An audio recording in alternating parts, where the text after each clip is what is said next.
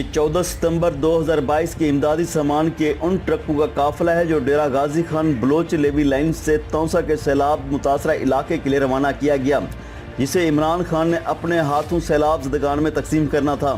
آئیے آپ کو لیے چلتے ہیں تونسا شریف کے سیلاب سے متاثرہ علاقے میں، یہ جاننے کی کوشش کرتے ہیں کہ سرکاری امدادی سامان کن لوگوں کو ملا۔ خوب گدڑ ہے پجادی وسطی وجہ سے کھڑے ہیں، یہ حالات ڈے پہ سر یہ ساری مطلب بربادی تھی گئی۔ عمران خان سر کوئی شے کشے نہیں دیتا، لون دی چونٹی کر سے دیتا، مکان ڈھہ گئے، راشن پانی مطلب گزارا ہے کوئی کشے کر ساری چاہیے واسطے مہربانی تھی بھی نے کوئی سارا تعاون تھیا بھی نے۔ عمران خان ہے تو نہ دے دیوار فیکٹری وجہ تھی ہے کوئی شے سب کر سے دیتی بس اے میں شکا سا کوئی کھالے سی نہ کشے دا اعلان کیتا نہ کشے او اے تے پچھے والے گان کوئی 20 ٹرک راشن دے بھی ہن او بھی خالی ہن او پچھے تے وال گئے۔ اتنا جرا عمران خان ہے نا یہ فاصلہ کہیں نال کھڑے تھے، کوئی شے سارے نال کوئی امداد نہیں کیتا، کوئی شے بھی نہیں تھیا، سارے جائیں تو حالات یہ ملک جرا یہ ڈٹھی ہوندے تے یہ جائیں ڈے چکے ہیں بیا کوئی شے نہیں اتنا دے دے پے ہو جائیں ڈٹھی ہوندے ہو۔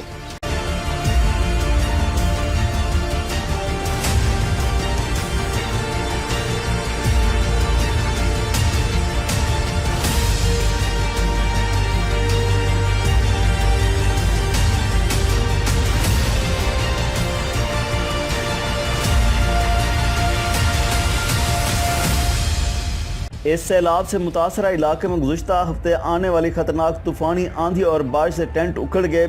سیلاب متاثرین کا سب کچھ تتر بتر ہو گیا۔ بیشتر ٹینٹوں کے لوہے کے پیپ اتنے ناقص تھے کہ وہ کاغذ ثابت ہوئے، وہ تیز ہوا کے ایک جھونکے کا مقابلہ بھی نہ کر سکے اور وہ پیپ ٹوٹ گئے۔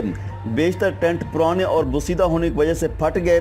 سیلاب متاثرین کو کھلے آسمان تلے طوفانی آندھی اور بارش میں رات گزارنا پڑی۔ سیلاب متاثرین کا کہنا ہے کہ ہمیں مخیر حضرات کی جانب سے دی جانے والے امدادی اشیاء مل رہی ہیں جن پر ہماری زندگی کا گزر بسر ہو رہا ہے، لیکن سرکار کی طرف سے ہمیں کچھ بھی نہیں ملا۔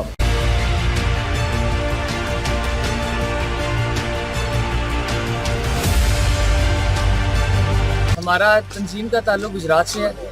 ہماری تنظیم کا نام ہیومن ویلفیئر سوسائٹی ہے۔ ہم جو صرف لیڈ کر رہے ہیں لوگ اس کو وہ صرف یوتھ ہے، اس کے علاوہ کوئی پولیٹیکل کوئی بندہ آپ کو اس میں نہیں ملے گا۔ ہمیں خبر ملی ہے کہ تونسا میں ساری مطلب پورے نیوز سے یہ پتہ چلا کہ تونسا میں کافی زیادہ ایریاز افیکٹڈ ہے، جیسے کہ آپ پیچھے دیکھ سکتے ہیں سیلاب کا پانی ہے، یہاں پہ جو لوگ ہیں مطلب وہ کس پریشانی میں۔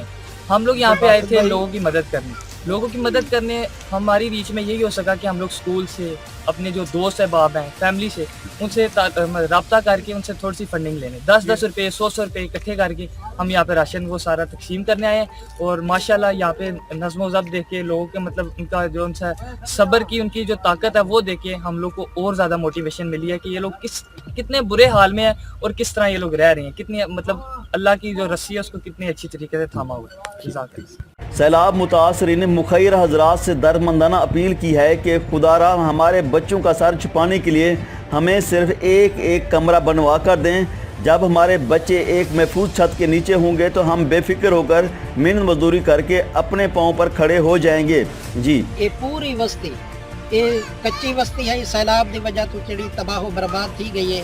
میں تمام مخیر حضرات کو اپیل کرے سا درد مندانہ کہ تمام احباب اسلامی اخوت اور مسلمان بھائیوں دے اتحاد و محبت دے وجہ تو وہ ساڈا تعاون بھی کریں اور نال فی الحال تک حکومت دے طرفوں نہ کوئی بندہ آئے، نہ ساکو کوئی راشن دیتا گئے، نہ ساڈا کوئی تعاون کیتا گئے کہ بھئی چلو تسا کوئی وزٹ کر کے ساڈا تعاون کیتا گیا ہوئے ایک مکان یا 2 مکان۔